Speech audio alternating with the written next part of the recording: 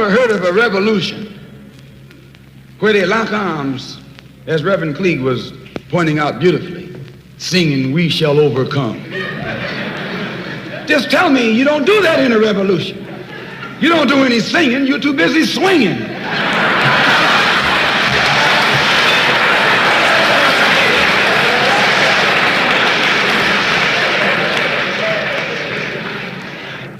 It's based on land.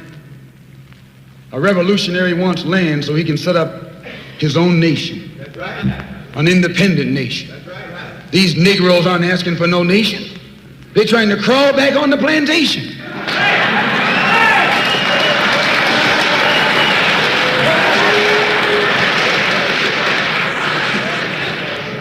When you want a nation, that's called nationalism. When the white man became involved in a revolution in this country against England, what was it for? He wanted this land so he could set up another white nation. That's white nationalism. The American Revolution was white nationalism. The French Revolution was white nationalism. The Russian Revolution too, yes, it was white nationalism. You don't think so? Why you think Khrushchev and Mao can't get their heads together? White nationalism. All the revolutions that's going on in Asia and Africa today are based on what? Black nationalism. A revolutionary is a black nationalist. He wants a nation. I was reading some beautiful words by Reverend Cleage pointing out why he couldn't get together with someone else here in the city.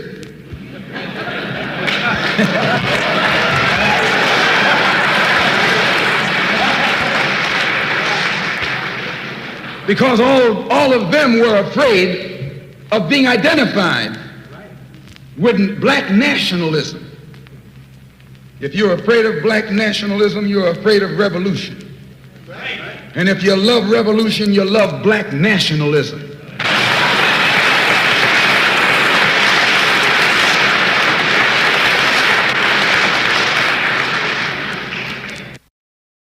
To understand this, you have to go back to what young brother here referred to as the house Negro and the field Negro.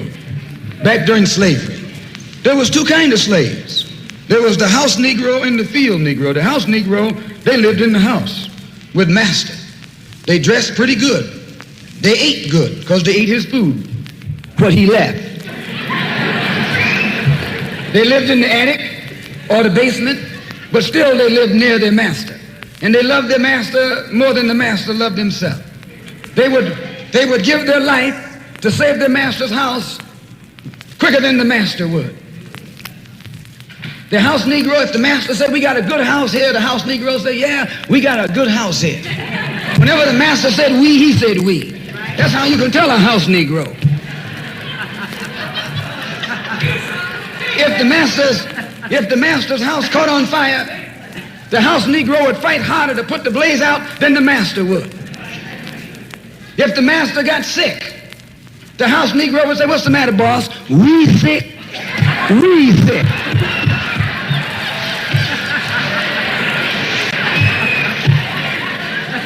He identified himself with his master more than his master identified with himself. And if you came to the house Negro and said, "Let's run away, let's escape, let's separate," that house Negro would look at you and say, "Man, you crazy. What you mean separate? Where is there a better house than this? Where can I wear better clothes than this? Where can I eat better food than this?" That was that house Negro. In those days, he was called a house nigger. And that's what we call him today, because we still got some house niggers running around here.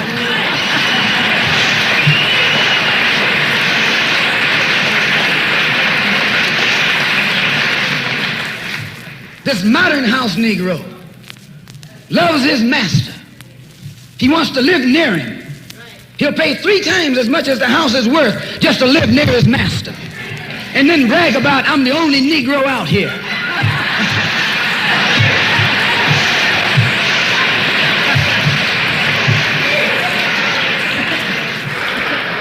"I'm the only one on my job. I'm the only one in this school, you nothing but a house Negro. And if someone come to you right now and say, let's separate, you say the same thing that the house Negro said on the plantation. What you mean separate?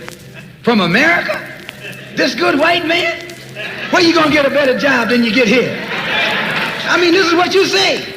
I ain't left nothing in Africa. That's what you say. Why, you left your mind in Africa.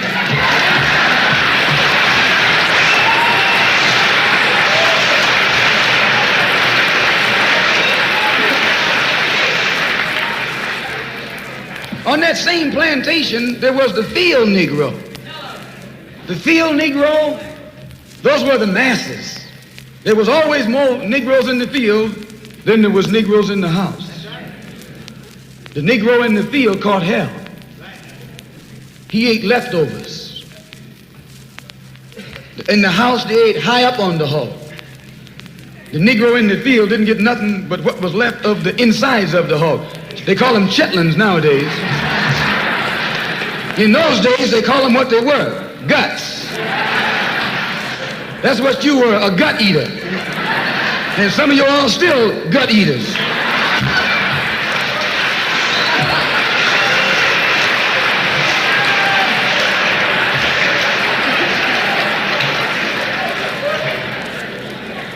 The field Negro was beaten from morning till night.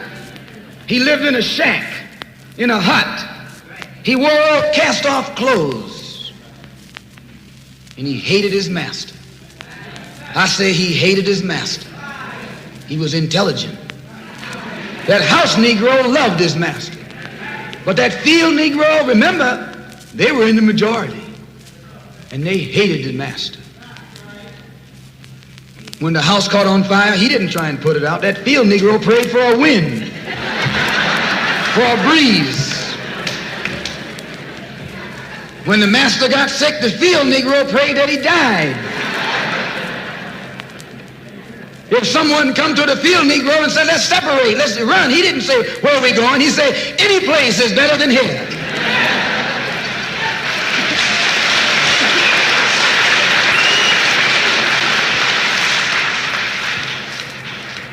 You got field Negroes in America today. I'm a field Negro. The masses are the field Negroes.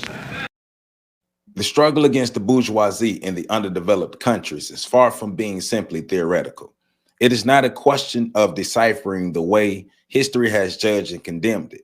The national bourgeoisie in the underdeveloped countries should not be combated because it threatens to curb the overall harmonious development of the nation.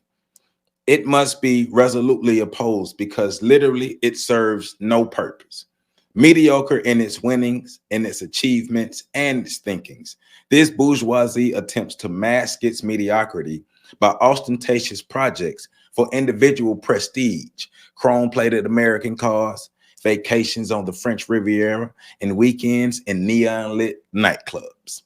The bourgeoisie, which increasingly turns its back on the overall population, fails to even squeeze from the West such spectacular concessions as valuable investments in the country's economy or the installation of certain industries. Assembly plants, however, are on the increase, a tendency that confirms the neo-colonist model in which the national economy is struggling. In no way, therefore, can it be said that the national bourgeoisie slows the country's development. That it is wasting the nation's time or possibly leading it to a dead end. But the truth is that the bourgeoisie plans in the history of the underdeveloped country are useless or a useless phase. Once the caste has been eliminated, swallowed up by its own contradictions, it will be clear to everyone that no progress has ever been made since independence and that everything has to be started over again from scratch. Sounds familiar? This restructuring of the economy will not be based on the order set in place by the bourgeoisie during its reign, since this caste has done nothing else but prolong the heritage of the colonial economy, thinking, and institutions. Welcome back, welcome back, welcome back. Happy Monday. Welcome back to On the Shoulders of Giants. I am Joseph Ward, continuing my reading of Frantz Fanon's book, Wretched of the Earth. And this is the second half of chapter 3, the trials and tribulations of the national consciousness. And we're picking back up talking about the role and the impact, more so the negative impact of the bourgeoisie, the talented 10th, the elite class of Black people, or the Africans, or even the Black Americans here, who have sold us out for personal gain. They turned their back on the masses so they can get what they can get for themselves, and then turn back around and complain about racism.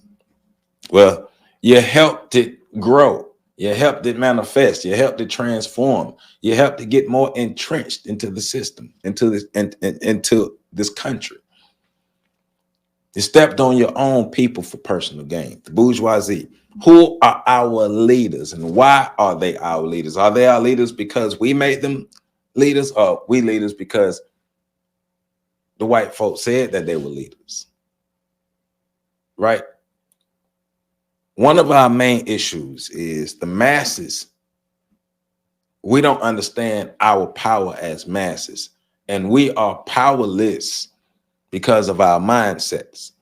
So just like white supremacy, a small number of people has more of the power and control over the lives of a greater number of people. And there's something wrong with that. Something wrong with that picture.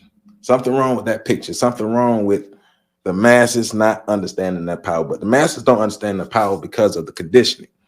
So therefore, we have to fight the conditioning, fight to flip on our switches, and to be able to recognize what's going on around us so we can make the proper changes for ourselves. And of course, we're not talking to the masses, even though I'm talking about what is happening to the masses.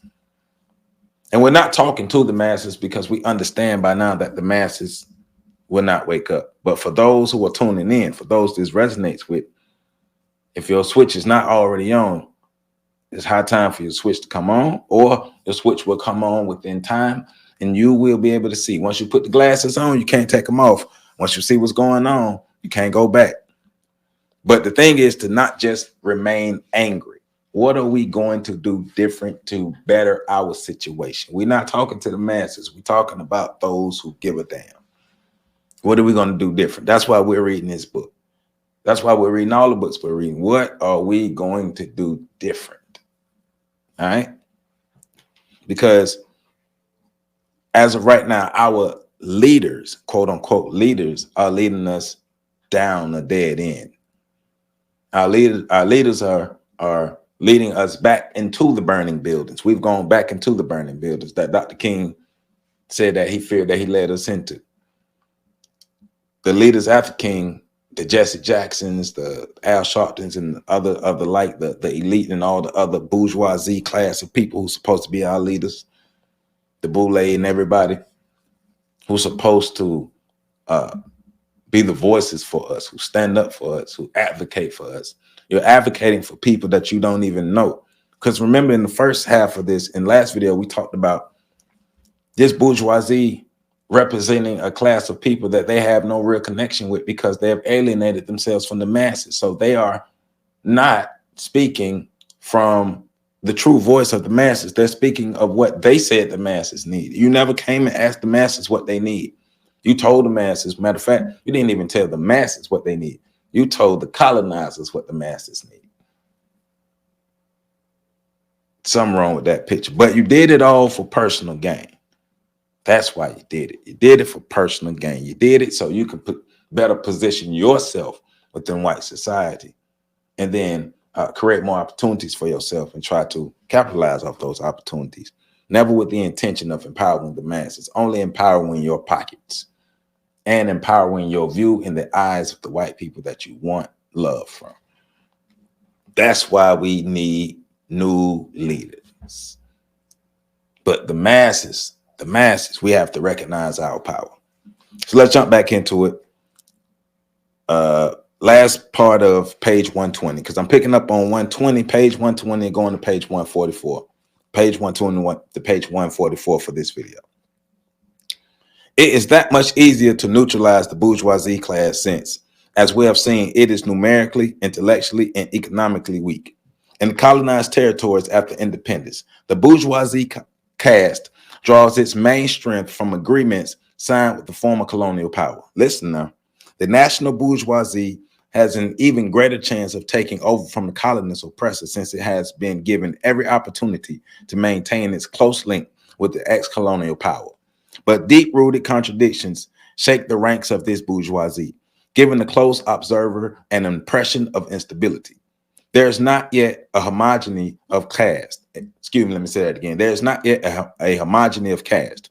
Many intellectuals, for instance, condemn this regime based on domination by a select few. In the underdeveloped countries, there are intellectuals, civil servants, and senior officials who sincerely feel the need for a planned economy for outlawing profiteers and doing away with any form of mystification. Moreover, such men, to a certain degree, are in favor of maximum participation by the people in the management of the public affairs, because that's where they're getting their crumbs from. That's where they're getting their bread and butter from. You have to stay attached to the people. Well, they're not biting the hand that feed them. Basically, they're not biting the hand that feed them, i.e., the colonizers. So the bourgeoisie has to do whatever they need to do to make sure that they stay in close link, in good graces. Where they say, good neighbors build good fences or something like that. I might have butchered the quote, but good neighbors build good fences. Meaning, hey, I mean, I know we ain't really supposed to be down like that, but you know, if I can get something out of it, why not be down? You know what I'm saying? I mean, that's up to y'all to be able to get what y'all need. But me right now, if I could be down with these folk and get what I need, I'm gonna do that. Okay. So this bourgeoisie, which has unreservedly and enthusiastically adopted the intellectual reflexes characteristic of the metropolis, who has alienated to perfection its own thought and grounded its consciousness in typically foreign notions, has difficulty swallowing the fact that it is lacking in the one thing that makes a bourgeoisie: money. Y'all broke. So that the broke bourgeoisie has to stay connected to the colonizers, because that's where they get their money from, because they ain't got their own money, because they don't have the will to build from scratch. The bourgeoisie of the underdeveloped countries is a bourgeoisie in spirit only. It has neither the economic power nor the managerial dynamicism nor the scope of ideas to qualify it as a bourgeoisie. Consequently, it is in its early stages and remains a bourgeoisie of civil servants.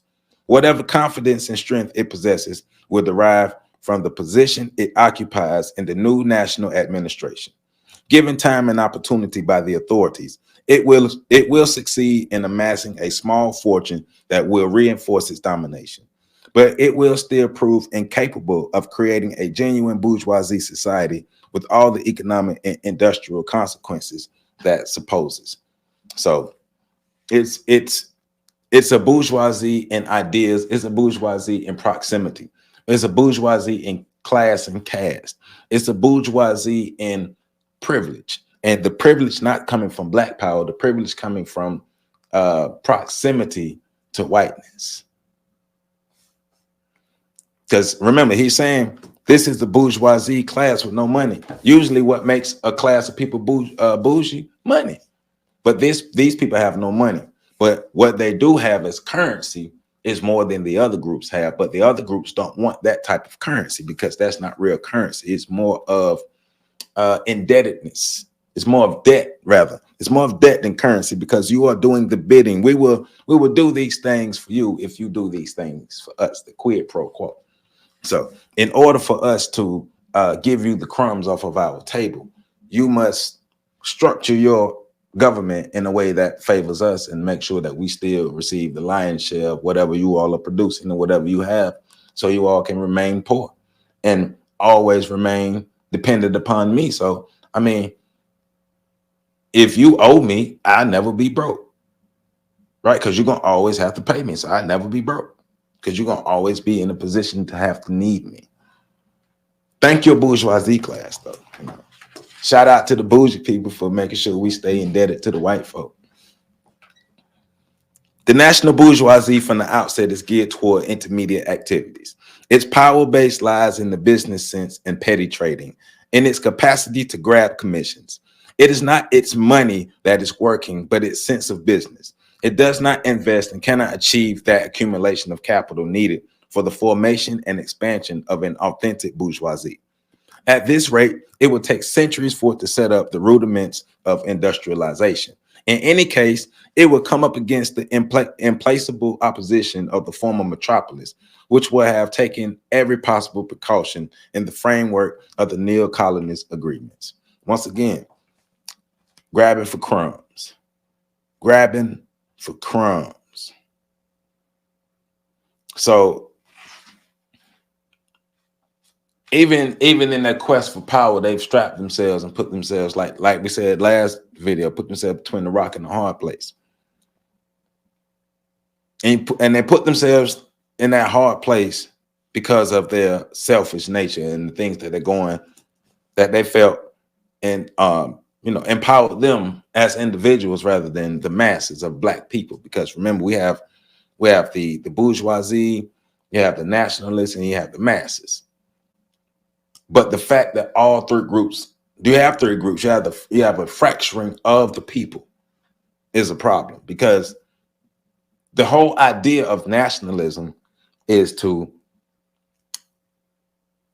come together and put your titles to the side, put your ideas and your beliefs to the side that don't help to build the overall power base for everybody. And when we're not in that framework, when we're not in that monolithic framework,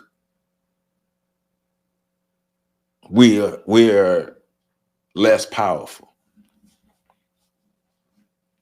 Unity is a mother, ain't it? Hey, unity really works. I'm just saying unity is something that, maybe we should give it a try, maybe not, I don't know. But, unity, we ain't really tried it yet, but maybe unity we should try it, right? The bourgeoisie caste of the newly independent countries has not yet attained either the cynicism nor the serenity on which the old bourgeoisie based their power. Hence, it concerns to hide its deep-rooted convictions, to allay suspicions, in short, to demonstrate its popularity. It is not by mobilizing dozens or hundreds of thousands of men and women 3 or 4 times a year that you politically educate the masses. These meetings, these spectacular rallies are similar to the old pre-independence tactics, whereby you display your strength to prove to yourself and to others that you had the people on your side. The political education of the masses is meant to take adults, is meant to make adults out of them, not to make them infantile. Our political education is hot trash. We don't even have political education. People vote off of feelings. People vote off of feelings and popularity. Do I like this person or do I hate this person? Do I know this person? Because people don't vote because they've studied a person's platform, they studied their policies, they studied their past, they studied their present. And this person makes the best sense because this person has the best chance of them getting what they need. People don't vote by that. Do I like you or do I not like you? Are you popular or are you not? Like you said, political education is supposed to make adults out of us. The political education of the masses is meant to make adults out of them, not to make them infantile. Not to make us blind followers, not to make us just believers. Oh, we got to believe in the Democrats. And if the Democrats ain't doing it, then we got to go to the Republicans. No, man. No. That's why we remain an underdeveloped people. We're not even an underdeveloped country. We are an underdeveloped people in somebody else's country. Now, of course, the root cause of this is not our fault. But damn it, it's our fault to become developed people, and we refuse to do it. And one of the reasons is because of our political ignorance. And it is a year that people are voting for president. Of course, people are treating the presidential election like it's the most important election that we will have. And people don't give a shit about the local election. They don't even know what's going on in their own city. But they can tell you everything Trump doing wrong. They can tell you everything Biden doing wrong. I'm just saying. This brings us to consider the role of the political party in an underdeveloped country or within an underdeveloped people. We have seen in the preceding pages that every often simplistic minds belonging moreover to the energizing bourgeoisie repeatedly argue the need for an underdeveloped country to have a strong authority, even a dictatorship to head its affairs. With this in mind, the party is put in charge of monitoring the issues. The party doubles the administration and the police force and controls the masses not with the aim of ensuring their actual participation in the affairs of the nation, but to remind them constantly that the authorities expect them to be obedient and disciplined.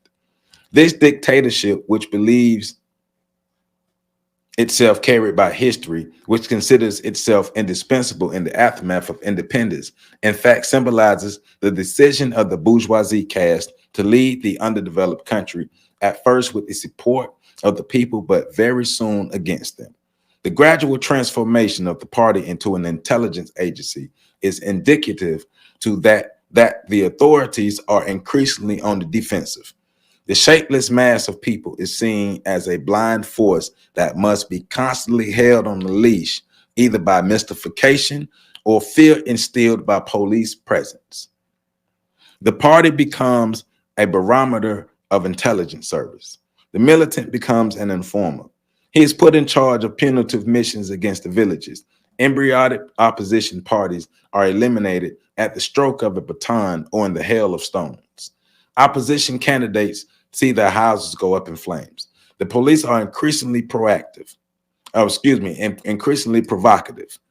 Under these circumstances, there is, of course, but a single party, and the government candidate receives 99% of the votes. We have to acknowledge that a certain number of governments in Africa operate along these lines. All the opposition parties who were generally progressive and strove for a greater participation of the masses in the management of public affairs, who wanted to see the arrogant and mercantile bourgeoisie brought to a heel, have been bludgeoned and incarcerated into silence and then driven underground.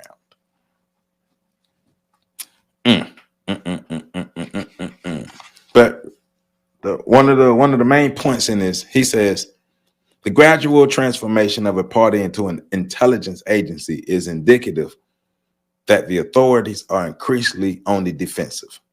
The shapeless mass of people is seen as a blind force that must be constantly held on a leash, either by mystification or fear instilled by police presence. Does that sound familiar? Does that sound familiar about what's happening to us as Black people in America today? We're either talking about the force of white supremacy or the lies of white supremacy, right? Either way, they're keeping us in the stupor. They're keeping us in a state of powerlessness. They're keeping us in a state of dysfunction. No unity. We are an outcast class. We are an cursed class.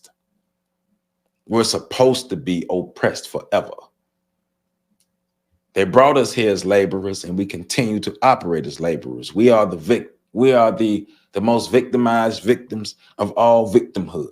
No other people in the history of victimization has ever been victimized like us, and we must remain in this victimization. Otherwise, we won't have any relevance. Or we can choose to say, you know what? Long term is best for us to do for self and start from the bottom and build everything we need. Therefore, we will have to go without a lot of these luxuries.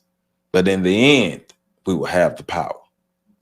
The party will also commit many mistakes regarding national unity. For example, the so-called National Party operates on a tribal basis. It is a veritable ethnic group which has transformed itself into a party. This party, which readily proclaims itself national, which claims to speak in the name of the people as a whole, secretly and sometimes only sets up a genuine ethnic dictatorship because they're fighting for self. We are no longer witness to a bourgeois dictatorship, but a tribal one. The ministers, private secretaries, ambassadors, and prefects are chosen from the leader's ethnic group, sometimes even directly from his family. These regimes, based on the family unit, seem to repeat the age-old laws of of endogamy and faced with this stupidity, this imposter, and this intellectual and spiritual poverty, we are left with a feeling of shame rather than anger. These heads of government are the true traitors of Africa, for they sell their continent to the worst of its enemies.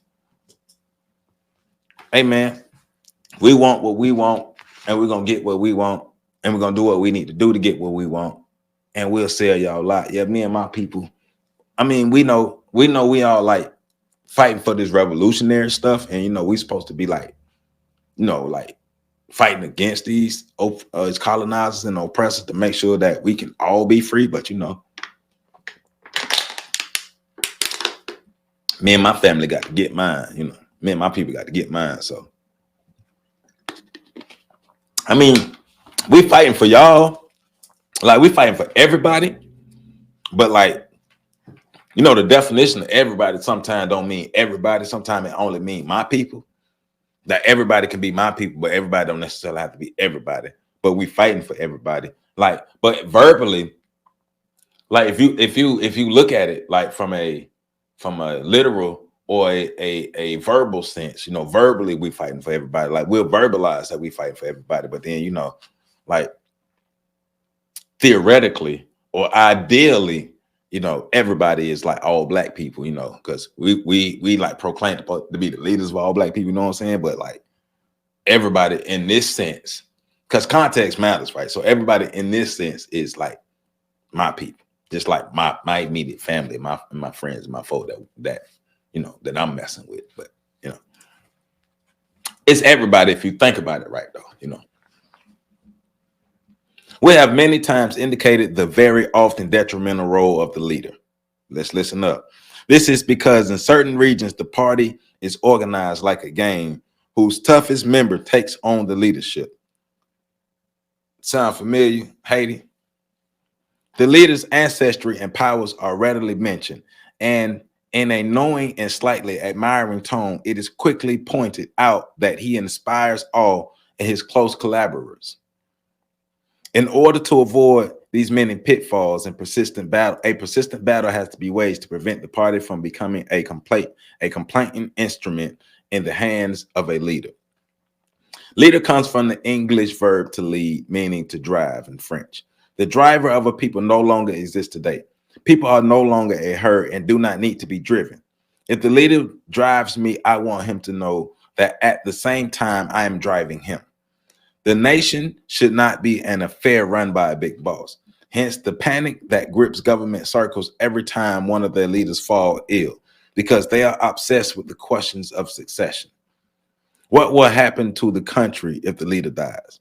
The influential circles, who in their blind irresponsibility are more concerned with safeguarding their lifestyle, their cocktail parties, and their paid travel, and their profitable racketeering, than racketeering have abdicated in favor of a leader and occasionally discover the spiritual void at the heart of the nation. Once again, these leaders, like you said, the leaders are often the toughest members who take on that leadership role. Look at other underdeveloped and unstable black nations. Look at Haiti is the great example right now. And Haiti is destabilized because of Western influence. We all know that. Mainly because of Western influence, but then, you know, Negroes vying for power. Poverty mixed with ambition and Negroes vying for power mixed with white supremacy at the root. It's always going to turn out bad for the black folk. It's always going to turn out bad. Everybody wants power. You heard what Malcolm X said at the beginning, talking about revolution. It's all about land. Land is where it starts. Once you get the land, you can build on it and then profit from the land and start to get power, money, and resources. Who are our leaders? Who are our drivers? And why are they our leaders? Why is somebody our leader? Because they're on TV. Why is somebody our leader? Because they can sing good. Why is somebody a leader? Because they are a politician. Why is somebody our leader? Because they are a celebrity. Why is somebody our leader? Because they are wealthy. Shit, we don't know the answer to them questions. A country which really wants to answer to history, which wants to develop its towns and the minds of its inhabitants, must possess a genuine party. The party is not an instrument in the hands of the government. Very much to the contrary, the party is an instrument in the hands of the people. It is the party which decides on the policy enacted by the government. The party is not and never should be merely a political bureau where all the members of government and dignitaries of the regime feel free to congregate.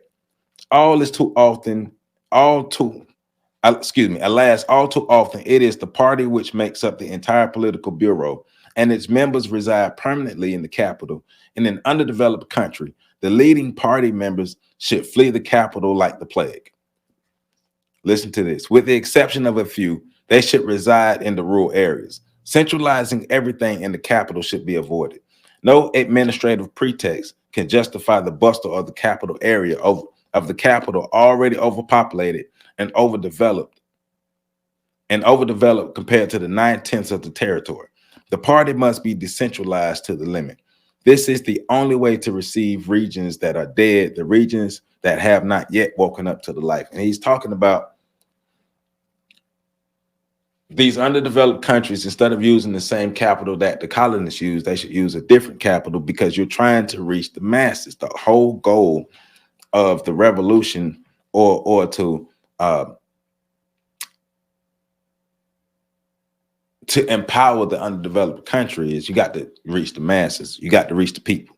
You got to reach the people who are not being reached, who are overlooked, the people who are seen as the lowest of the low, who are at the bottom rungs of the caste. You have to reach them because those are the masses of the people. And if you want a particular change in a particular way, you either got to get those people to get down or lay down. But in order for them to get down with you, and especially in a positive way, to connect, to unify in a positive way, you have to reach the people. You're attempting to reach people who are used to being neglected. How do you do that? Well, you got to spend time with them people. Try doing that. Try spending time with them people. Try getting to know those people on a genuine level. In practice, there will be at least one member of the political bureau in each region, and care should be taken not to appoint him regional head. He will not handle administrative responsibilities. The member of the regional political bureau is not obliged to hold the highest rank in the regional administration. He should not necessarily join forces with the authorities. For the people, the party is not the authority, but the organization whereby they, the people, exert their authority and will. The less confusion there is, the less duality of powers. The more the party can fulfill its role as guide, and the more it will become a decisive guarantee for the people. If the party merges with the authorities, then this is the fastest way for the party militant to achieve his selfish ends, obtain a job in the administration, be promoted, change his rank, and make a career for himself. Hey, we talked about, me, Pat, and PC talked about that on the breakdown like 2 weeks ago, about how to transform that militant into a subdued, docile person. So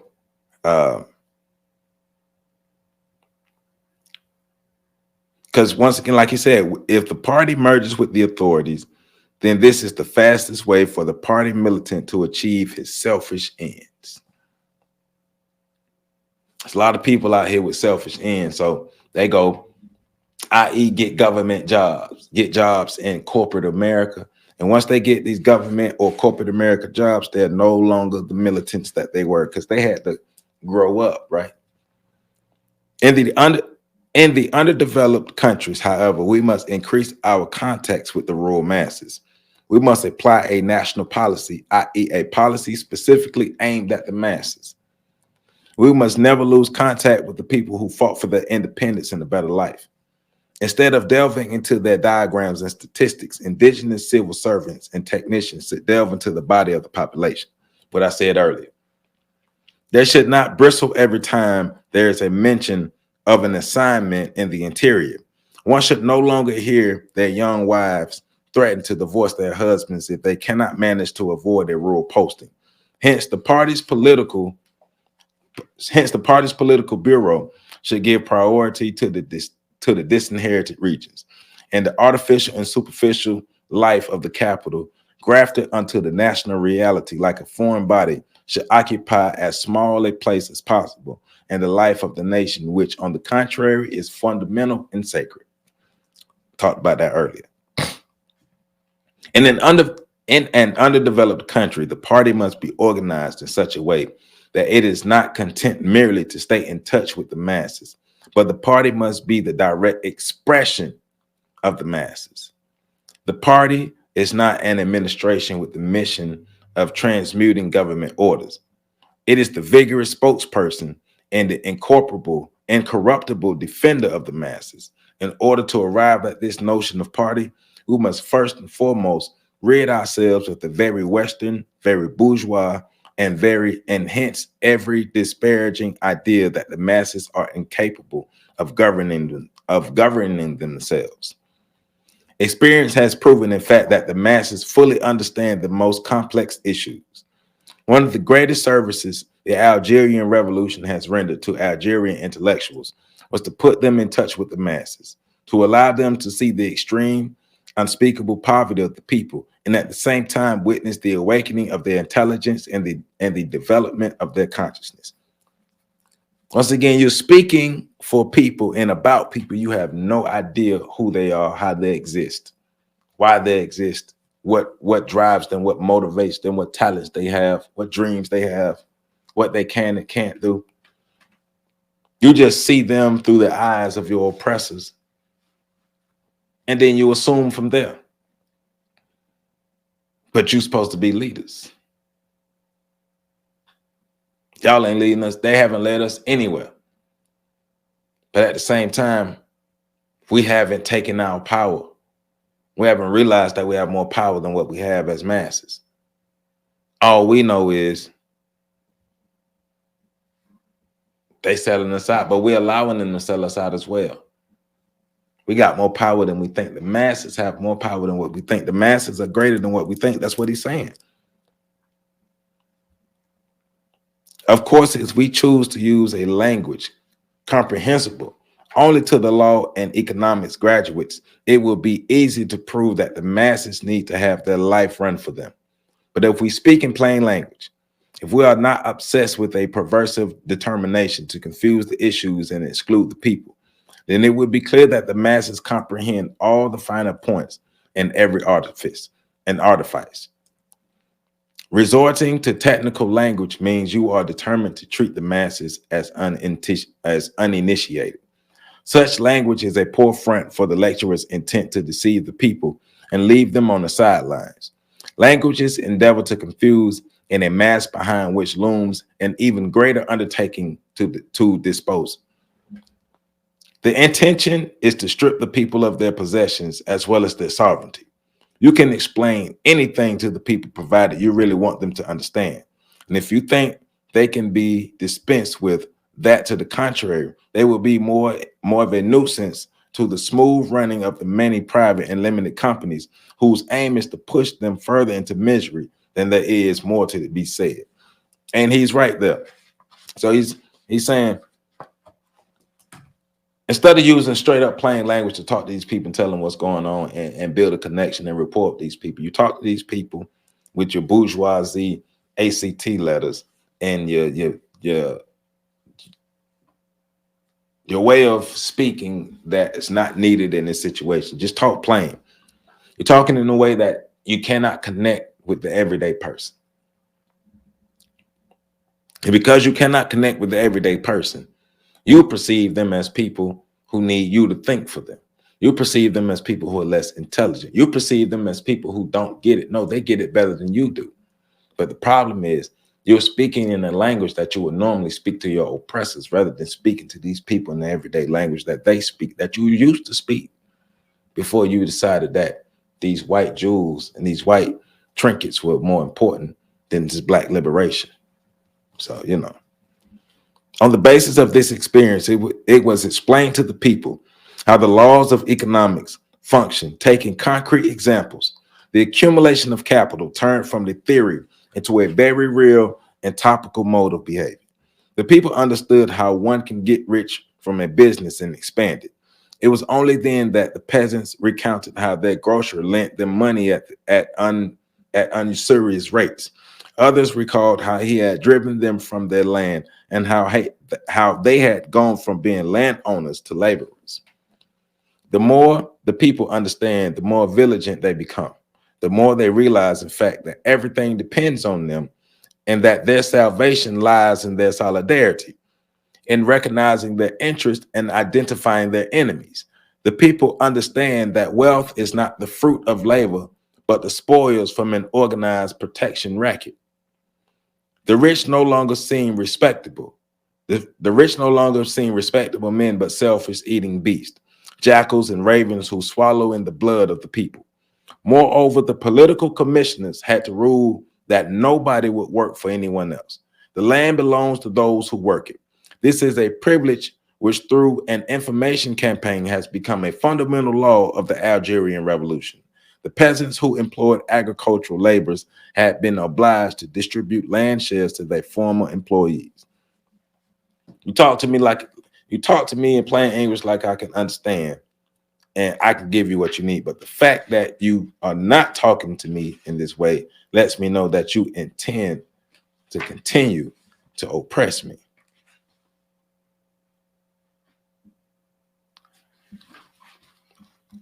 The people are not dumb, but you're just speaking to them in a way that they don't understand. And I'm sure that they can speak to you in a way that you don't understand. You have to be able to connect and resonate with people. So the politicians should be aware that the future will remain bleak as long as the people's consciousness remain rudimentary, primary, and opaque. We African politicians must have very clear ideas about our people's situation. But this lucidity must remain deeply dialectical. The awakening of the people as a whole will not be achieved overnight. Their rational commitment to the task of building the nation will be simple and straightforward. First of all, because the methods and the channels of communication are still on the development stages. Secondly, because the sense of time must no longer be that of the movement or the next harvest, but rather that of the rest of the world. And finally, because the demoralization buried deep within the mind by colonization is still very much alive. But we should be aware that victory over the pockets of the least resistance, the legacy of the material and spiritual domination of the country, is a requisite that no government can escape. It's the people over the pockets, people over profits, people over profits, people over profits, people over profits. Too many sellouts, too many damn sellouts. A government that proclaims itself national must take responsibility for the entire nation. In an undeveloped country, the youth represents one of the most important sectors. The consciousness of the younger generation must be elevated and enlightened. It is this younger generation that will compose the national army. If they have been adequately informed, if the national youth movement has done its work of integrating the youth into the nation, then the mistakes that have compromised, even undermined the future of the Latin American republics will have been avoided. The army is never a school for war, but a school for civics, a school for politics. The soldier in a mature nation is not a mercenary, but a citizen who defends the nation by the use of arms. This is why it is paramount that the soldier knows he is at the service of his country and not of an officer, however illustrious he may be. Military and civilian national service must be used to raise the level of national consciousness, to detribalize and unify. In an underdeveloped country or an underdeveloped people, the mobilization of men and women should be undertaken as quickly as possible. The underdeveloped country or underdeveloped people must take precautions not to perpetuate feudal traditions that give priority to men over women or women over men. Women shall be given equal importance to men not in the articles of the Constitution, but in daily life, at the factory, in the schools, in the assemblies. If the countries of the West station their soldiers in barracks, this does not mean this is the best solution. We are not obligated to militarize recruits. National service can be a civilian or military. In any case, every able citizen should be able to join his fighting unit at a moment's notice to defend the freedom of the nation and its civil liberties. So that's where I stopped reading. Well, I didn't stop reading there, but that's where I stopped making most of my notes. But you know, raising the national consciousness, raising the consciousness of his people, whatever institution that we are in as children, teenagers, young adults, or fully grown adults, or even seniors, we should be continuously evolving, continuously growing, continuously getting better, continuously raising our consciousness, continuously making sure that we can become free, continuously making sure that our future generations can become free, continuously making sure that we can have as healthy and profitable and peaceful lives as possible within this system of white supremacy.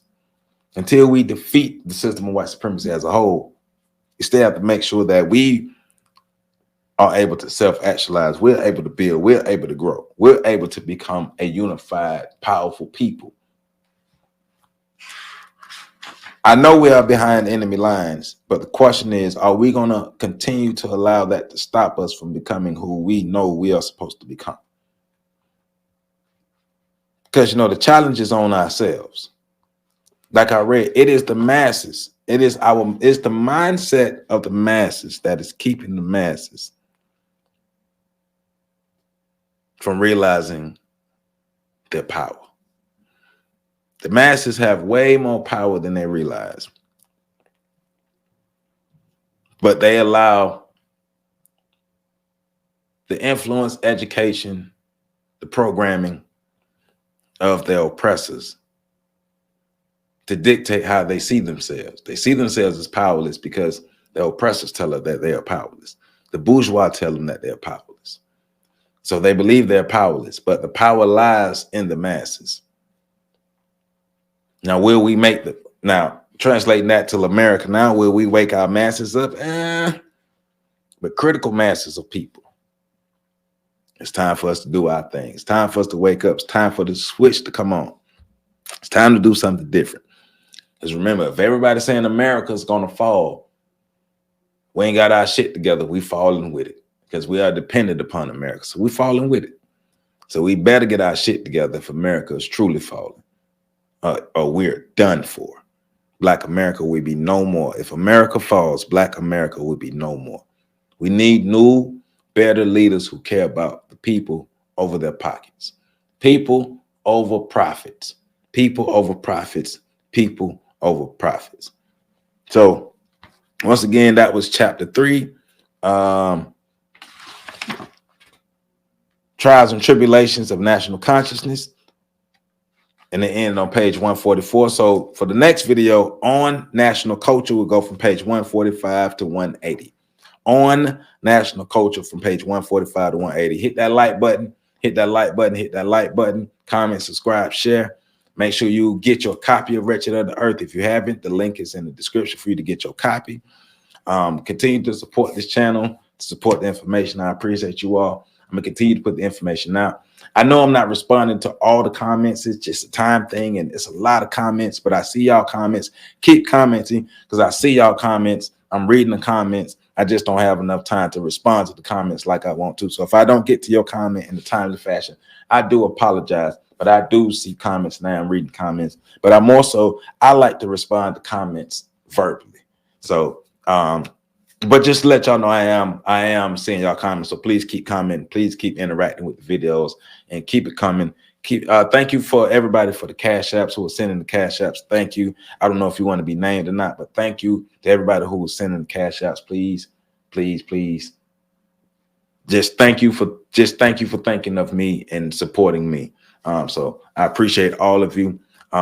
Make sure you catch the next video coming up. Love y'all.